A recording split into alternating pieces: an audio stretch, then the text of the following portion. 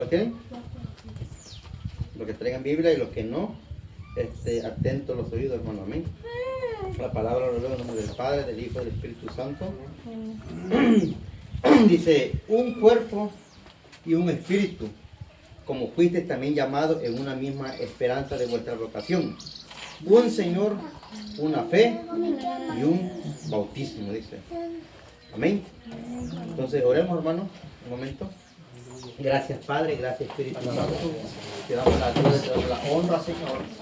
Primeramente, Padre, acercamos aquí, Señor, humildemente, Padre, para pedirte perdón por todas nuestras faltas, Padre amado, por todos nuestros errores, Señor, que hemos cometido. Y lo digo por mí, Señor, que no soy digno de estar en este lugar, Padre, pero te ha placido, Señor. Has tenido misericordia, mi Padre bendito, y me lo has mostrado día a día, Señor. Gracias, Padre bendito, porque eres tan bueno para con cada uno de nosotros, Padre bendito. Te ruego, Señor, que uses una vez más mi vida, Padre, poniéndome en tus manos, Señor, tomando en cuenta, Padre, todas mis faltas, Señor. Perdóname, Dios mío, porque he faltado delante de ti, Señor.